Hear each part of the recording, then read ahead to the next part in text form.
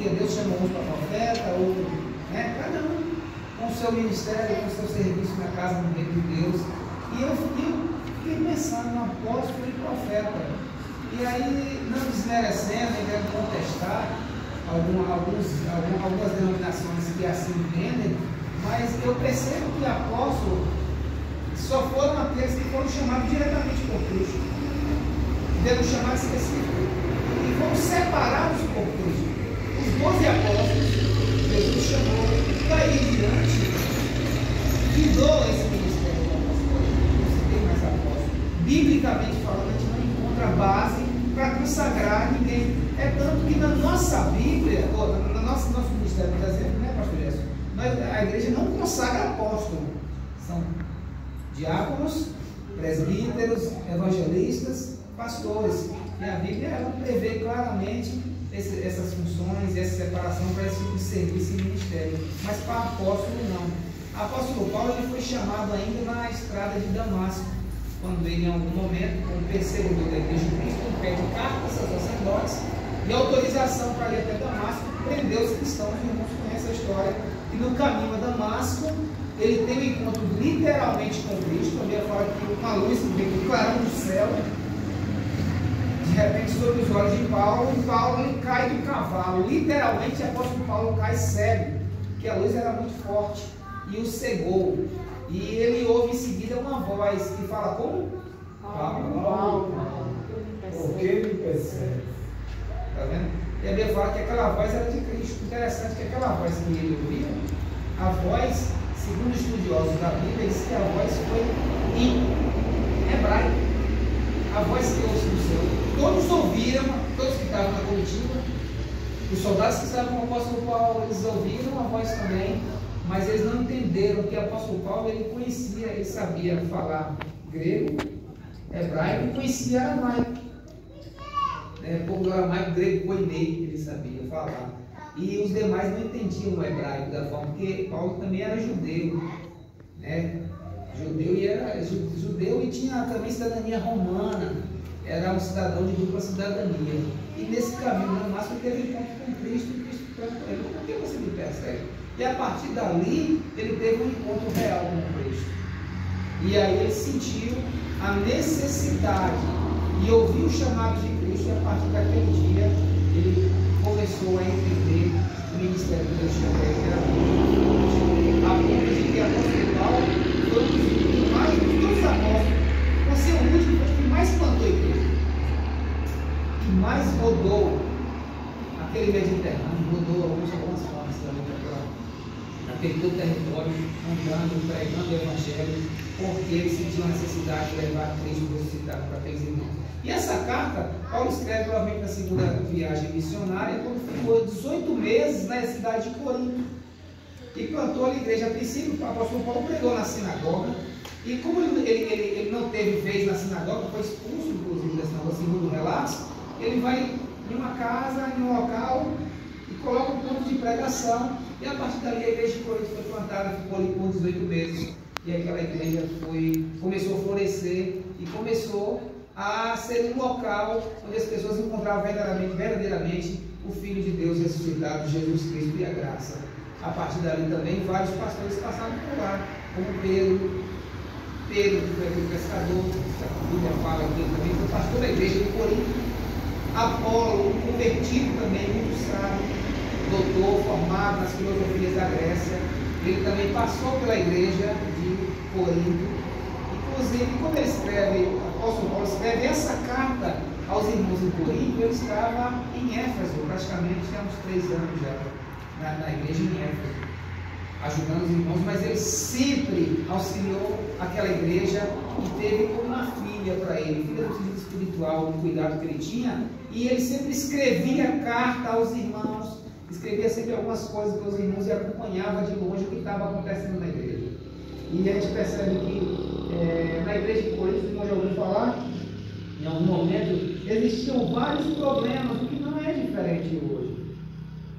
Problemas de diversas ordens, problemas doutrinários, problemas de relacionamento entre os irmãos, problemas de imoralidade sexual. Isso é um termo muito forte no nosso tempo. para os irmãos verem que há 2 mil anos atrás, provavelmente essa carta foi escrita nos anos 56 depois de Cristo, ou seja, tinha praticamente 56 anos mais ou menos que Jesus tinha subido ao céu. E a igreja, a informação já estava encontrando algumas dificuldades e alguns problemas. E o apóstolo Paulo ele escreve justamente aos irmãos ali de Corinto, nossa aquela congregação ali, digo assim, para repararem, para terem atenção em relação a isso. E dentro daqueles problemas que Paulo tomou conhecimento, que levaram Paulo a escrever essa carta, temos vários. Primeiro assim, o apóstolo Paulo estava em Éfeso, mas como é que o apóstolo Paulo ficou sabendo dos problemas que estavam acontecendo na igreja em Corinto? É mais ou menos assim, como é que o pastor Davi está lá na sede e fica sabendo dos problemas que estão acontecendo nessa igreja, nessa congregação? Dá para entender mais ou menos, irmãos? Alguém chegou, e aqui nos relatos que o apóstolo Paulo recebe, é mais ou menos assim, ele para escrever a carta, ele recebeu, a Bíblia fala que teve 2 comissões que foram até Éfeso, para falar da situação da igreja. Olha que coisa. A Bíblia fala que uma foi um pessoal da família, uma comissão que foi até o apóstolo Paulo, da família de Chloé. Alguns falam, uma irmã que tinha na igreja, que era muito amiga do apóstolo Paulo, na igreja em Corinto, e que mandou até Paulo, alguns familiares, relatando o que estava acontecendo na igreja. E o apóstolo Paulo era bem claro e falou assim: irmãos, fiquei sabendo, pelos da família da irmã Chloé, que está acontecendo isso. Aí eu fico pensando hoje, né? O apóstolo Paulo, ele dirige a igreja como pastor, ele fala muito direto. E eu fico imaginando como seria o apóstolo Paulo vivendo hoje, como seria que a igreja reagiria ao apóstolo Paulo no tempo que a gente vive. Onde a gente vive no tempo que até na hora que a gente vai falar as coisas, a gente tem que ponderar e pensar no que vai dizer. Porque as pessoas pensam diferentes. As pessoas vivem tempos e realidades diferentes. As pessoas têm conceitos diferentes. E isso é o desafio de nós, pastores. Aí eu entendo que o apóstolo Paulo teve aquele tempo que Deus deu para aquele momento, para aquela realidade, tratar aquele povo. Mas os problemas foram os mesmos. E o apóstolo Paulo era muito claro. Ele falou assim: eu fiquei sabendo aqui, eu vou chegar na igreja, o pastor Gerson fala aqui, chega na igreja aqui, no dia de doutrina, chega e fala assim: irmão, eu fiquei sabendo aqui do que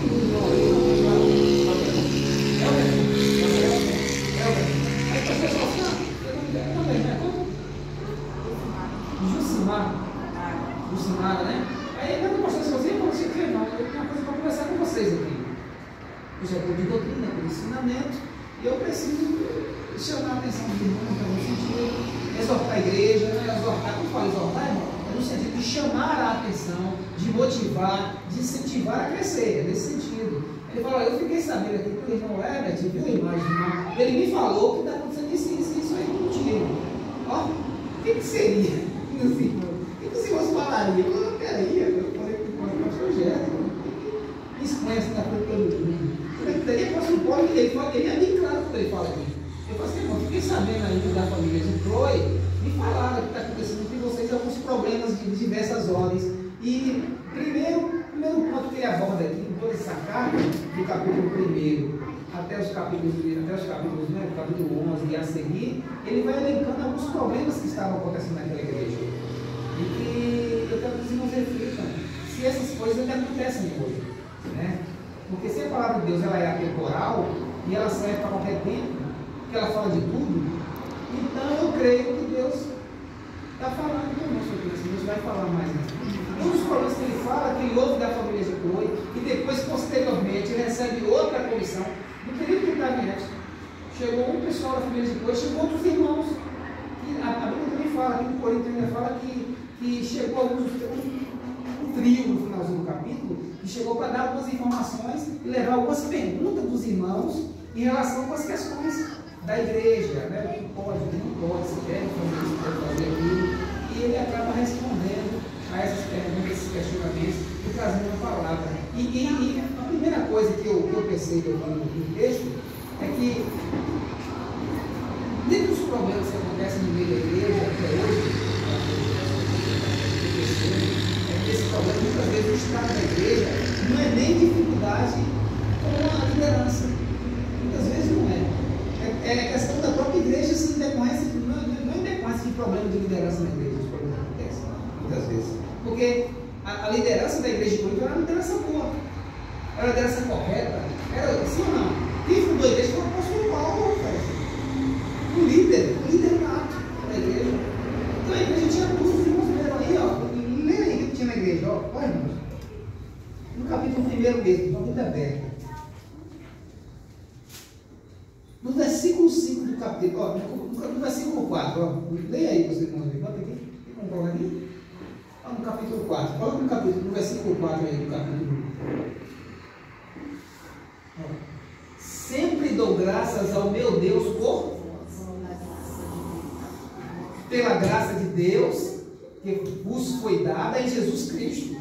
Ó, ele elogia a igreja, ele disse, olha, eu sempre dou graças, eu agradeço a Deus por essa igreja. Né? Eu agradeço a Deus, o pastor Jéssica faz de vez em quando, eu agradeço a Deus por vocês, pela vida dos irmãos. Aí o pastor começou, né, devagarzinho, falou, peraí que daqui a pouco o caldo vai engrossar aqui. Aí falou, sempre dou graças a Deus, irmão, né, por vós, pela graça de Deus que vos foi dada. Os irmãos já estavam cheios de graça. Peraí, como é que uma igreja cheia de graça estava cheia de problema? Né? Mas ele começa a dar um agradecimento, e dando um testemunhozinho ali, para maciar, que você olhar em Jesus Cristo. Pode passar o próximo. Aí fala, porque em tudo fostes enriquecidos nele. Olha, os irmãos estavam realmente abundantes. Eles exercitou a palavra de Deus em toda a palavra e em todo o conhecimento. Esse conhecimento aqui é porque Corinto era um lugar onde as pessoas eram muito instruídas. Existiam muitos irmãos mais pobres na igreja, mas também com a palavra do Evangelho, muitos irmãos ricos daquela região da cidade de Corinto, né, aceitaram a palavra de Cristo e começaram a congregar. A princípio, os irmãos mais pobres aceitaram a palavra de Deus, porque os corações estavam mais amolecidos, estavam mais sedentos, mas posteriormente, ao ouvir a palavra